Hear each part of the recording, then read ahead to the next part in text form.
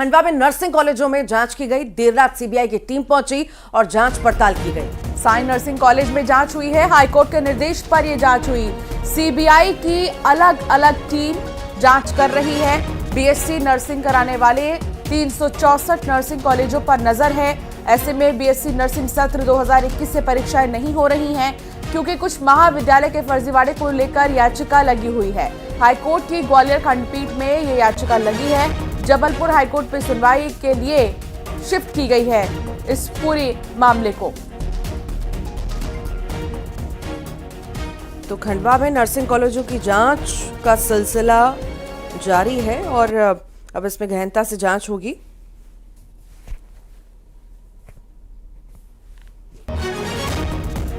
सत्रह जनवरी को प्रकरण की सुनवाई होना है। प्रदेश के निजी और सरकारी नर्सिंग कॉलेज की जांच कर पेश करनी है पूरी रिपोर्ट। सीबीआई की 6 सदस्यीय टीम खंडवा में जांच कर रही है। नर्सिंग कॉलेजों पर सीबीआई का शिकंजा। तमाम शिकायतों के बाद अब सीबीआई जांच करेगी अपने तरीके से। नर्सिंग कॉलेजों में कई ऐसे बड़े पद पर बैठे लोगों से पूछताछ होगी। हाईकोर्ट के निर्देश पर यह जांच होगी। तो ये बड़ी जांच के संकेत अब कहीं ना कहीं गाज जो है कहीं पर गिर भी सकती है। नर्सिंग बीएससी नर्सिंग कराने वाले प्रदेश के कई सारे ऐसे कॉलेज हैं, नर्सिंग कॉलेज हैं। अब हाईकोर्ट के निर्देश पर सीबीआई अलग अलग टीम, सीबीआई की जो अलग अलग टीम है जांच करेगी। ज्यादा जानकारी के लिए सहयोगी हमारे साथ जुड़ गए हैं। अमित जायसवाल जुड़ गए हैं। अमित, इस पूरे मामले में अब सीबीआई की टीम जांच करेगी। इस जांच में और कितना ज्यादा तेजी मिलेगी और क्या जो तस्वीरें हैं वो खुलकर अब सामने आएंगी? जी बिल्कुल, मैं बता दूं कि बीएससी नर्सिंग कराने वाले प्रदेश की जो 364 कॉलेज हैं वो हाईकोर्ट के निर्देश पर सीबीआई अलग अलग टीम बनाकर वहां जांच कर रही है। आपको बता दूं कि बीएससी नर्सिंग जो सत्र 2021 है उसकी परीक्षाएं भी नहीं हो रही है क्योंकि कुछ महाविद्यालयों ने फर्जीवाड़ा किया है, जिसके बाद हाईकोर्ट ग्वालियर खंडपीठ में याचिका लगी थी। वो याचिका जबलपुर हाईकोर्ट में शिफ्ट हो गई है। इसकी सुनवाई 17 जनवरी को होना है। इसके पहले लगातार सीबीआई की टीम अलग अलग निजी और सरकारी नर्सिंग कॉलेज में पहुंच रही है और अपनी रिपोर्ट तैयार कर रही है। यही रिपोर्ट पेश होगी। बता दें कि अलग अलग पैरामीटर्स होते हैं और उसको लेकर लगातार जांच की जा रही है। खंडवा में भी ये टीम आई है। खंडवा के जसवाड़ी रोड स्थित साई नर्सिंग में यहाँ पर उन्होंने जांच की है। साई पैरामेडिकल नर्सिंग कॉलेज का भवन, वहाँ की सुविधाएं, वहाँ का स्टाफ और जो पैरामीटर्स होते हैं, जो मान्यता संबंधी नियम होते हैं, उनकी लगातार जांच की जा रही है। और इस जांच के बाद उम्मीद है कि कई नर्सिंग कॉलेजों के फर्जीवाड़े सामने आएंगे। स्टूडेंट्स के साथ जो खिलवाड़ किया जा रहा है वो स्थिति स्पष्ट होगी। तो ये एक महत्वपूर्ण जांच है और सीबीआई की टीम देर रात यहाँ जो है जांच में जुटी रही। दस्तावेज खंगाले गए और टीम ने हालांकि आधिकारिक रूप से कोई बात नहीं की, मीडिया से भी बात नहीं की, हमने भी कोशिश की, लेकिन साफ बात यह है कि जांच के बाद जो न्याय है वो स्टूडेंट्स को मिल सकता है। लंबे वक्त से नर्सिंग कॉलेजों की शिकायत मिल रही थी हमें, तो और अब चूंकि टीम पहुंची है कल शाम में, तो कई ऐसे दस्तावेज खंगाले गए होंगे जिसमें बहुत सारी चीजें निकल करके सामने आई होंगी। आखिर कुछ ऐसा कुछ साझा किया गया हो शुरुआती जांच में, और आखिर कितने नर्सिंग होम इसमें शामिल थे, कितने बड़े बड़े नर्सिंग होम इसमें शामिल थे, इस बारे में भी जानकारी दीजिए। बड़े बड़े नर्सिंग होम इसमें शामिल हैं और जो सबसे प्राथमिक रूप से जो चीजें होती है नर्सिंग कॉलेज की, जो मान्यता संबंधी नियम होते हैं, उसके आधार पर भवन, प्रैक्टिकल लैब, लाइब्रेरी, क्लासरूम, प्रशिक्षण और शिक्षकों के स्टाफ संबंधी जो दस्तावेज हैं उनकी यहाँ बारीकी से जांच की गई है। ये सामने आया है। टीम जो आई है वो अधिकृत रूप से कोई भी बयान या कोई भी जानकारी साझा नहीं कर रही है, लेकिन हमारे सूत्रों ने जो जानकारी दी है वो इस तरह की जानकारी सामने आई है कि एक एक बिंदु पर जांच की जा रही है और ये जांच रिपोर्ट जो तैयार होगी वो कोर्ट के सामने पेश की जाएगी। तो कई बड़े जो खुलासे हो सकते हैं। पड़ताल हो चुकी, 21 से परीक्षाएं रुकी हुई हैं और 17 तारीख को 2021 से परीक्षाएं रुकी हुई हैं और 17 तारीख को कोर्ट में पेशी होनी है, सुनवाई होनी है। तो बहुत महत्वपूर्ण हो जाता है कि जल्द से जल्द जांच हो और सब कुछ खुलासा हो कि आगे प्रक्रिया बढ़ सके। बहुत शुक्रिया फिलहाल अमित। आगे बढ़ेंगे। मुख्यमंत्री डॉक्टर मोहन यादव देर रात उज्जैन पहुंचे। विश्राम भवन में कुछ देर रुक कर रात को गरीब लोगों को ठंड से बचाने के लिए कंबल बांटे। सीएम देवास गेट और रेलवे स्टेशन पहुंचे, जहां फुटपाथ पर सोने वाले लोगों को कंबल बांटे, उनसे मुलाकात की। आज सीएम महाकाल लोक में प्रसादम का लोकार्पण करने के साथ ही कई विकास कार्यों की सौगात देंगे। कार्यक्रम में राज्यपाल भी मौजूद रहेंगे। बेहद खास कार्यक्रम देवास का रहने वाला है। बता दें, उज्जैन को सौगात देने वाले हैं। बाबा महाकाल की नगरी पहुंचेंगे, उज्जैन वासियों को सौगात देंगे। कई विकास कार्यों का शिलान्यास लोकार्पण होगा। डॉक्टर मोहन यादव का बेहद खास ये उज्जैन का दौरा। और ऐसे में उज्जैन से बड़ा ही पुराना नाता है मोहन यादव का। उज्जैन दक्षिण से वो विधायक है। दूसरी चीज, उज्जैन के लिए उनका ये कहना है कि मैं उज्जैन का बेटा हूं। तो आज उज्जैन का बेटा सौगात देगा उज्जैन को। कई विकास कार्यों की सौगात आज मुख्यमंत्री देंगे उज्जैन को, और उज्जैन के विकास के लिए जो भी कार्य होने हैं उनकी शुरुआत भी कर दी जाएगी। ऐसे में उज्जैन वासियों के लिए बहुत बड़ी बात है। एक जो आस थी उज्जैन वासियों की कि यहाँ का बेटा अगर मुख्यमंत्री बना है तो वाकई में कार्य भी कुछ वैसे ही होंगे। अब इसी राह पर मोहन यादव, इसी राह पर तमाम उम्मीदों को सत्य में बदलते हुए, सच्चाई में बदलते हुए कई सौगात आज वो देने वाले हैं उज्जैन के लोगों को। महाकाल लोक में तमाम ऐसे पुजारियों के बीच वो जाकर पहुंचकर पूजा अर्चना भी कर सकते हैं, जा सकते हैं। बाबा महाकाल के दर्शन करने के लिए भी अभी संभावना जताई जा रही है कि अगर कार्यक्रम समय पर रहा सारा तो वो जा भी सकते हैं, लेकिन फिलहाल कोई पुख्ता जानकारी नहीं। लेकिन आज विकास कार्यों की सौगात देना तो तय है। और ज्यादा जानकारी के लिए सहयोगी अजय पटवा हमारे साथ जुड़ गए हैं। अजय, कल की तस्वीरें तो हमने देखी किस तरह से मुख्यमंत्री पहुंचे और देवास में आम लोगों से मिले, सड़क किनारे लोग इतने जो दयनीय स्थिति में उनसे मिले, कंबल उन्हें बांटे। आज उज्जैन का दौरा आखिर कितना महत्वपूर्ण, कितना खास, कौन कौन सी सौगातें देने जा रहे हैं? जी देखिए, मुख्यमंत्री डॉक्टर मोहन यादव देर रात उज्जैन पहुंचे, यहाँ पर कार्यकर्ताओं से मुलाकात की। उसके बाद उन्होंने जो खुले में जो रात बिता रहे हैं ठंड में, उनको कंबल भी वितरित किए।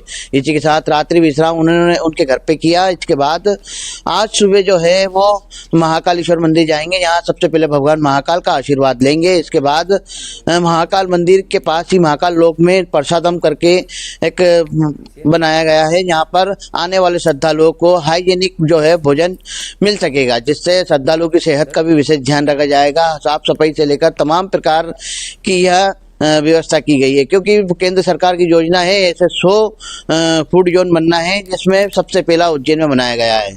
इसको लेकर जो है मुख्यमंत्री आज यहाँ पर लोकार्पण करेंगे। इसके साथ ही कई विकास कार्यों का भूमि पूजन और लोकार्पण भी करेंगे।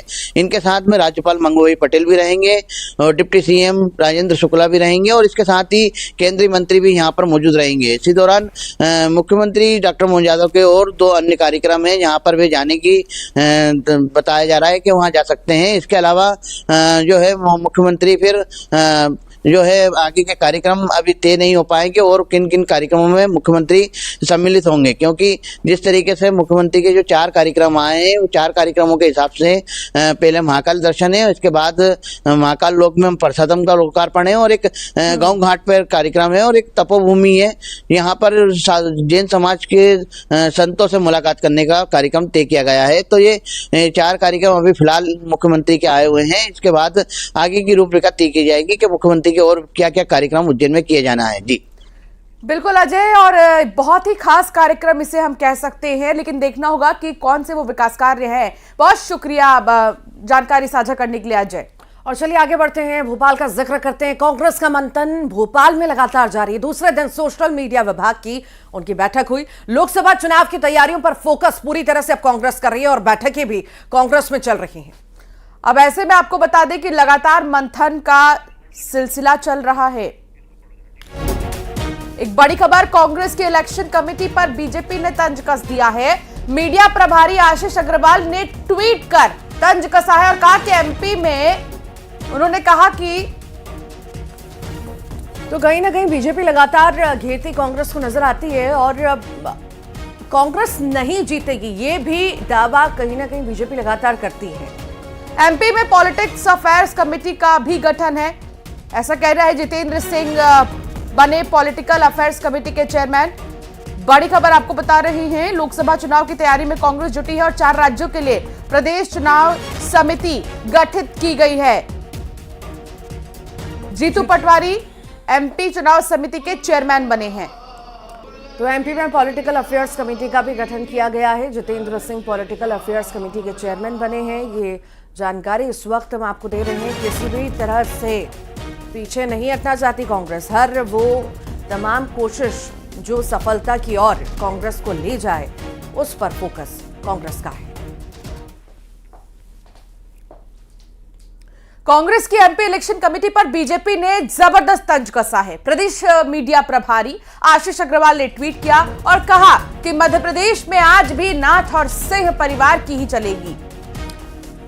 तो पटवारी जी तो केवल नई पीढ़ी को लुभाने और खर्चा चलाने के लिए बिठाए गए हैं। पॉलिटिकल अफेयर्स कमेटी में दिग्विजय सिंह और कमलनाथ और उनके बेटों को भी शामिल कर हाईकमान ने स्पष्ट संदेश दिया है। तो ये तंज कहीं ना कहीं बीजेपी कस रही है कि जो है दिग्विजय के राज में या कमलनाथ के राज में काम नहीं चला, पटवारी पर भरोसा जताया गया है। हालांकि वो भी सिर्फ कहीं ना कहीं लुभाने के लिए लोगों को जिम्मेदारी दी गई है।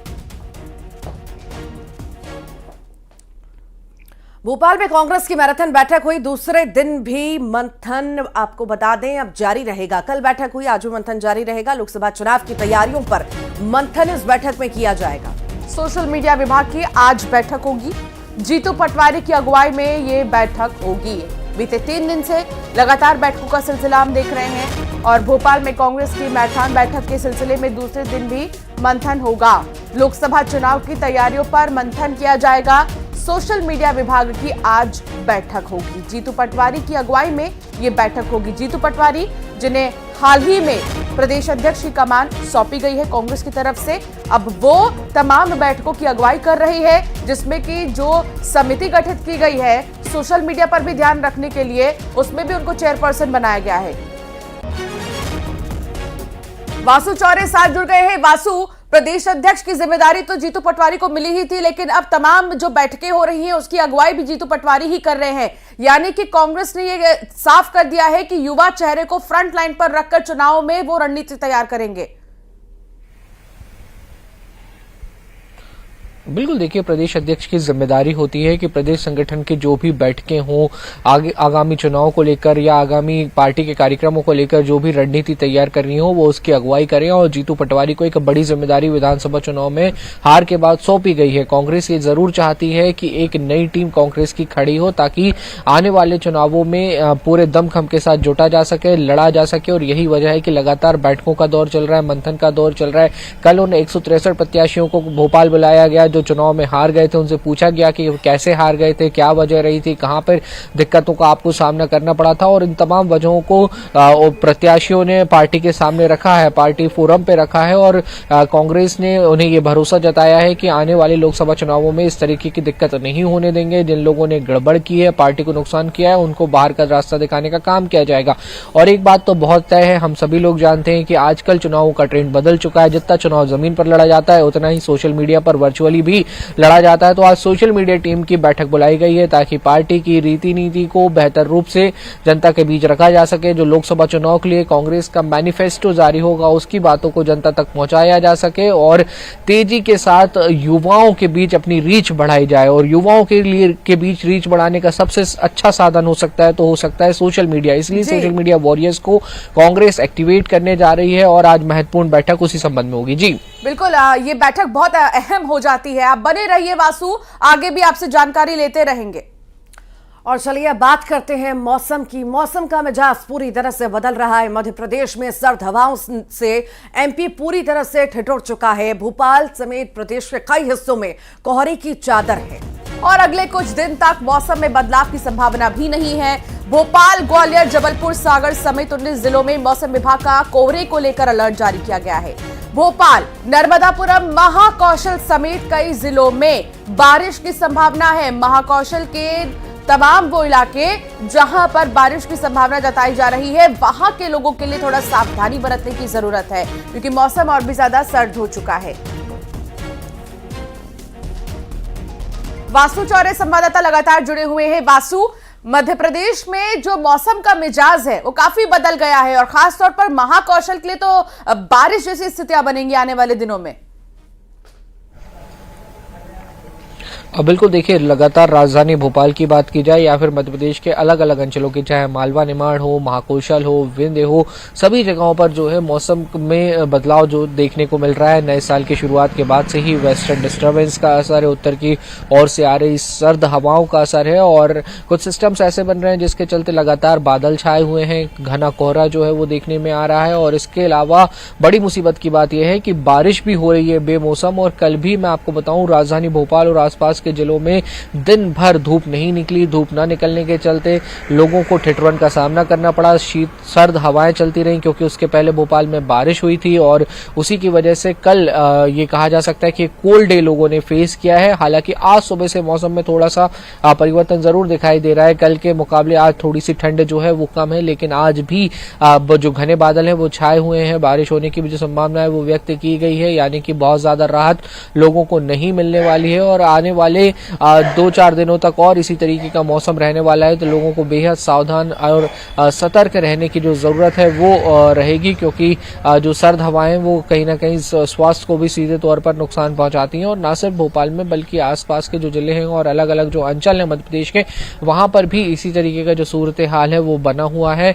14 तारीख के बाद यानी कि मकर संक्रांति के बाद धीरे धीरे राइज ऑफ टेम्परेचर जो है वो देखने को मिलेगा। राइज ऑफ टेम्परेचर शुरू होगा, लेकिन तब तक थोड़ी सी मुसीबत लोगों की कहीं ना कहीं रहने वाली है। और इस ठंड को देखते हुए, सर्दी को देखते हुए तमाम जो व्यवस्थाएं वो प्रशासनिक स्तर पर भी की गई हैं, खासतौर पर रेन बसेरों में, जहां पर ऐसे लोग पहुंचते हैं जिनके पास अपने घर नहीं है, रहने की व्यवस्था नहीं है, तो उन्हें इस सर्दी से बचाया जा सके तो उस और भी ध्यान दिया जा रहा है। लेकिन एक चिंता का विषय ये है कि सर्द मौसम के बीच कोरोना ने अपनी दस्तक दे दी है। कोविड के नए स्वाभाविक है और दिसंबर और के बाद जनवरी जब शुरू होती है तो और भी ज्यादा सर्दी बढ़ जाती है। बहुत शुक्रिया वासु जानकारी साझा करने के लिए।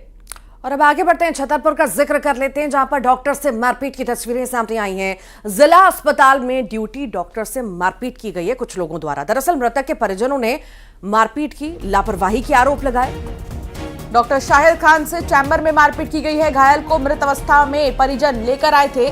डॉक्टर के मृत बताने पर परिजन भड़क गए। जिला अस्पताल पहुंचे एडिशनल एसपी। दरअसल ये पूरा मामला एक बार फिर से आपको समझा देते हैं। जो परिजन है वो पहले से ही बुरी हालत में मरीज को लेकर आए थे अस्पताल और डॉक्टर ने बगैर देखे बगैर जाने ये कह दिया कि अब ये नहीं है, यानी ये मृत है। जिसके बाद परिजन भड़क गए कि पहले इलाज तो करते उसके बाद बताते। और ऐसे में मारपीट का ये पूरा सिलसिला यहाँ पर देखने को मिला। इसका वीडियो भी आपको हम दिखा रहे हैं। जिला अस्पताल का ये वीडियो बताया जा रहा है। डॉक्टर से मारपीट की है परिजनों ने, ड्यूटी डॉक्टर से मारपीट की गई है। फिलहाल एडिशनल एसपी भी मौके पर पहुंचे।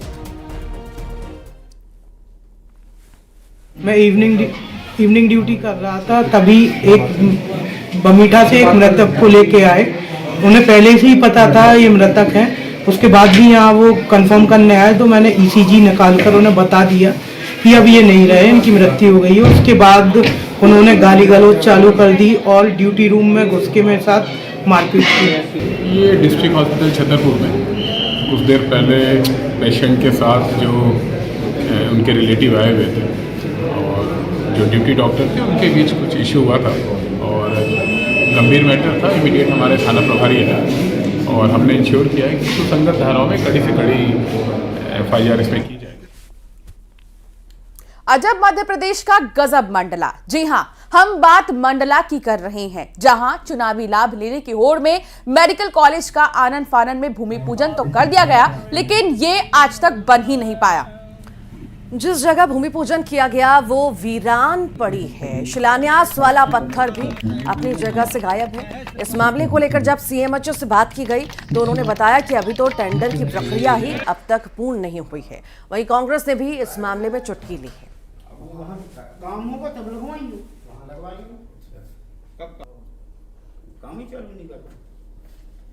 फॉरेस्ट की जमीन है, वहाँ फॉरेस्ट से क्लियर हो गया है, पर अभी शायद बजट भी उपलब्ध नहीं हो पाई है। तो जिस दिन बजट उपलब्ध हो जाएगी और मेरे ख्याल से टेंडर भी होने का है और उसके बाद फिर चालू हो जाएगा। हमें मालूम है कि लोग अभी मध्य प्रदेश के चुनाव के जस्ट पहले यहाँ पर आनंद फानंद में मेडिकल कॉलेज का भूमि पूजन हो गया, जबकि हमें ये बात तो पहले से पता थी कि भूमि अधिग्रहण हो ही नहीं पाया है और मंडला की जनता को अंधकार में रख के अपने चुनावी फायदे के लिए भूमि पूजन कर दिया है। जबलपुर में बेमौसम हुई बारिश में कई धान खरीदी केंद्रों में खुले आसमान के नीचे रखा धान भीग चुका है। आपको ये भी बता दें कि इस बार धान खरीदी में काफी गड़बड़ियां भी हो रही हैं, जिसके कारण धान खरीदी का काम पटरी पर नहीं आ पा रहा है। तो वहीं अब धान खरीदी केंद्रों में रखा धान बारिश में भीग गया। आप तस्वीर भी देख रहे हैं। उधर सभी 8 विकास खंडों में हुई बेमौसम बारिश में धान उपार्जन केंद्रों में रखे लाखों क्विंटल धान भीग गए। यही नहीं, इस बारिश ने जिला प्रशासन के इंतजामों की दावत की पोल खोलकर रख दी। आपको बता दें कि मौसम विभाग ने बारिश की चेतावनी जारी की थी, लेकिन फिर भी उपार्जन केंद्रों में पुख्ता इंतजाम नहीं किए और कहीं न कहीं उसी वजह से ये स्थिति निर्मित हुई है। तस्वीरें अब बताइए, शासन प्रशासन मान नहीं तुलवा।